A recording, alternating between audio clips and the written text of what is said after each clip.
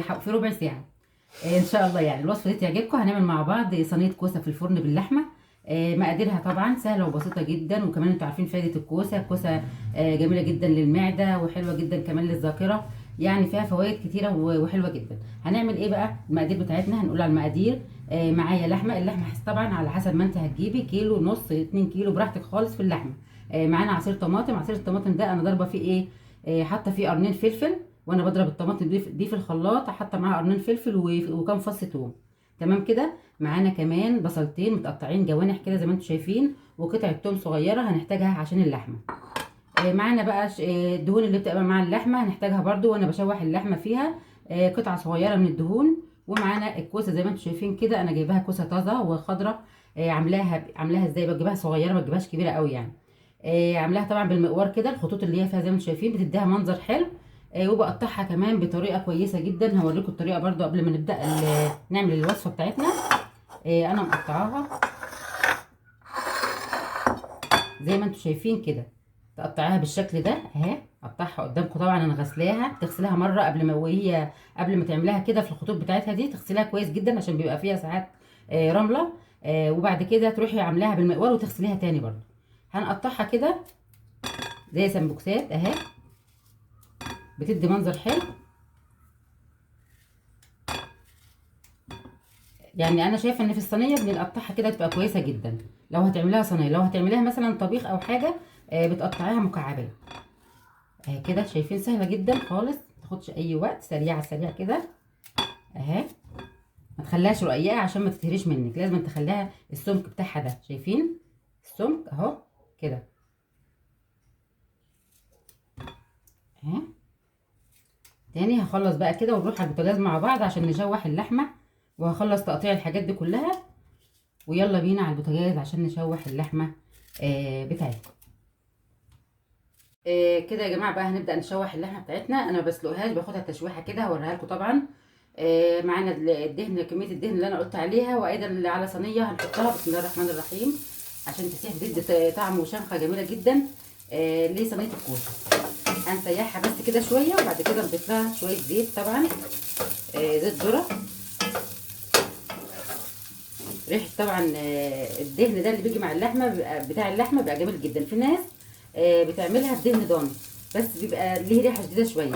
الدهن ده بيبقى يعني ايه، ريحته بصراحه جميله جدا وبيسيح بسرعه. وبصراحه بيحط لي حته الدهن بتاعها بيسيح بسرعه، ما بيقعدش يعني اهو.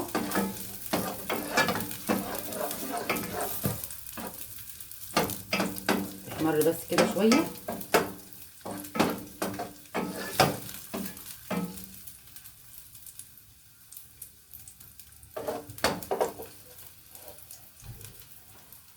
علينا النار شويه عليها. بعد كده هنحط شويه زيت، كميه الزيت اللي احنا عايزينها بسيط كده، عشان طبعا اللحمه فيها دهون واحنا حاطين دهن برضه كده. تمام. هنبدا بقى نضيف اللحمه وكله هيتشوح مع بعض. بسم الله الرحمن الرحيم. عايزه تقطعي اللحمه قطع صغيره عن كده براحتك خالص برضه اهي.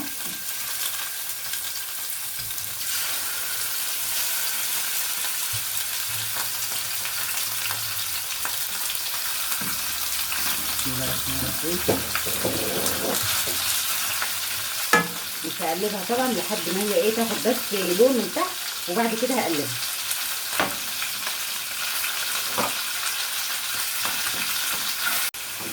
زي ما انتم شايفين كده، احنا بنقلب اللحمه عشان تاخد لون، واخده لون جميل جدا. هنعمل ايه بقى كمان عشان اللحمه تبقى مكرمله كده وحلوه؟ هنضيف معلقه سكر صغيره اهي زي ما انتم شايفين كده على اللحمه. ايه بقى فايده معلقه السكر دي؟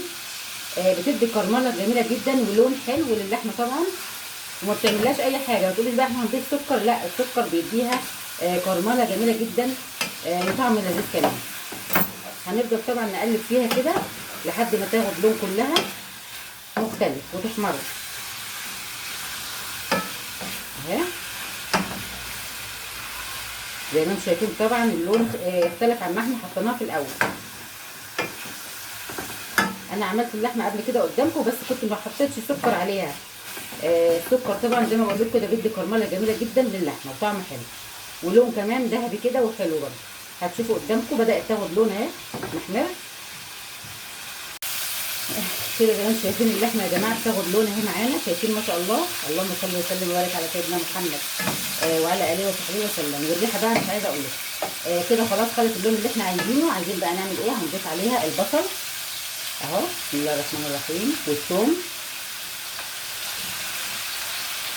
بس عايزه ايه اخففه شويه كده. خلاص ده الثوم يا جماعه اللي انا مخزناه معاكم، شايفين لونه ما اتغيرش ابدا، بيخليه معايا من السنه للسنه لحد ما يجي الثوم الجديد على نفس اللون بتاعه ده، ولا بيجرى له اي حاجه.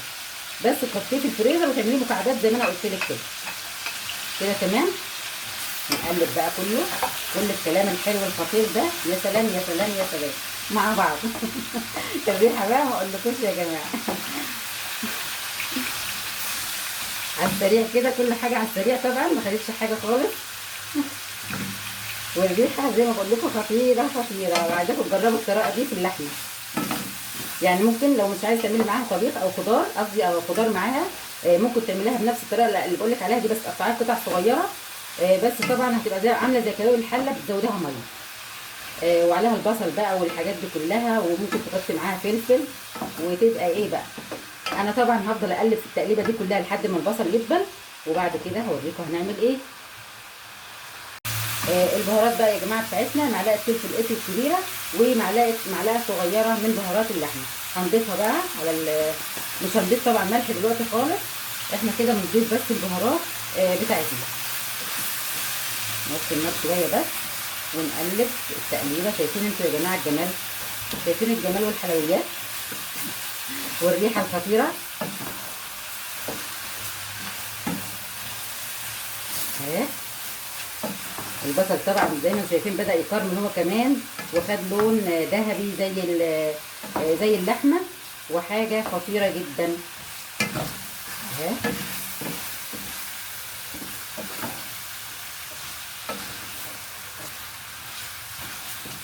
كده زي ما انتم شايفين اللحمه بقت 100 كده خلاص، بس طبعا لسه ما استوتش.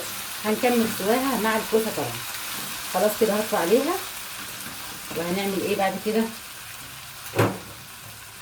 هننقل بقى اللحمه دي على وش الكوسه هنا بالبصل بتاعها بكل الخيرات اللي فيها دي كلها. البهاريز اللي وقعت فيها هنحطها كلها مع الكوسه بالراحه كده. بسم الله الرحمن الرحيم. اللهم صل وسلم وبارك. شايفين يا جماعه الجمال؟ ايه رايكم؟ صينيه كوسه بقى هتعملوها وتجربوها، بس تدعوا لي وما تنسوناش في اللايك يا جماعه اهي. بسم الله الرحمن الرحيم.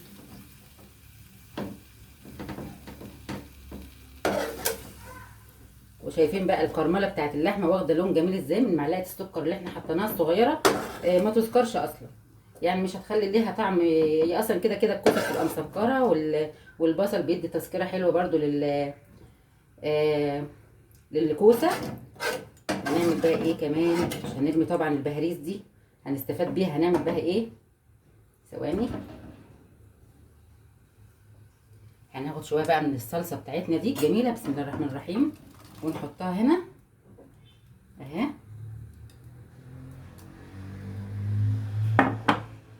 ناخد معلقه نجيبهم كده مع بعض كل ده طبعا، وهنفضيه سخنه شويه. هنفضها طبعا على اللحم زي ما انتم شايفين كده اهي. تمام كده. نجيب معلقه بس صغيره ونوزعها عليها اهي، ونحط طبعا باقي الصلصه بتاعتنا. بسم الله. كل الكلام الجامد ده بقى هنعمل فيه ايه اهو. كده يا جماعه زي ما انتم شايفين اهو. اللحمه حطينا كمان كل حاجه بتاعتنا، وحطيت ندعه ميه صغيرين. هنضيف بقى ايه؟ شويه فلفل اسود برده صغيرين، عشان احنا حاطين قبل كده فلفل اهو. هي الكوسه فلفل اسود وبس وملح وخلاص، وبهارات لحمه طبعا. وادي شويه ملح برده، وهقلب كله مع بعضه عشان احنا حاطين ملح قبل كده. كده تمام. هحط برده شويه زيت صغيرين اهو كده، تمام كده. وهنحط بقى ايه، طبعا قاعدين فرن البوتاجاز على درجه حراره عاليه. هنغطي الكلام ده كله، الصينيه دي كلها بورق الفويل. ادي بس تقليبه كده عشان الملح. هو كله اول ما تغلي الصينيه كله هينزل في قلب بعض اهو زي ما انتم شايفين كده. تمام كده تمام. وهنغطي بقى الصينيه بالورق الفويل اهي كويس جدا. طبعا الكلام ده هيقعد في الفرن قد ايه يا جماعه؟ عشان اللحمه طبعا لسه ما استوتش، اتشوحت بس. هنقعد الكلام ده ساعه ونص في الفرن علشان كل حاجه تغلي مع بعضها وتستوي. بس كده هنحطها بقى في الفرن، وبعد ما تخرج ان شاء الله هوريها لكم. بكده يا جماعه زي ما انتم شايفين كده خلصنا الوصفه بتاعت النهارده، صينيه الكوسه باللحمه. زي ما انتم شايفين كده شكلها طالعه ما شاء الله وريحتها تحفه جدا. بعد طبعا ما انا سبتها حوالي ساعه ونص، شلت الورق الفويل من على الوش، وبعد كده حطيتها تحت الشوايه، خدت الوش الاحمر اللي انتم شايفينه الجميل ده. طبعا تحاولي ما تخليهاش تحمر قوي عشان ما تبقاش محروقه. واتمنى طبعا الفيديو بتاع النهارده يكون عاجبكم. زي ما انتم شايفين طعمها جاب كمان وريحتها خطيره. هوريها لكم برده شكل الكوسه عامل ايه اهي. بسم الله ما شاء الله. شايفين يا جماعه؟ شايفين الكوسه؟ ايه رايكم؟ تحفه تحفه تحفه. والريحه كمان بقى والميه بتاعتها دي لما تحطيها. طبعا انا عامله جنبها شويه رز وشويه ملوخيه. طبعا انا عملت الرز معاكم قبل كده والملوخيه في فيديو قبل كده قديم، فاللي عايز يشوفهم يشوفهم. اعمل جنبها رز وملوخيه وبتبقى جميله جدا. اللي عايز يغمس بعيش يغمس. واتمنى يكون الفيديو بتاع النهارده عجبكم. ما تنسوناش بقى في اللايك، واللي مش مشترك عندي في القناه يشترك ويفعل زر الجرس علشان يوصلك كل جديد. واشوفكم على خير ان شاء الله الفيديو الجاي. مع السلامه.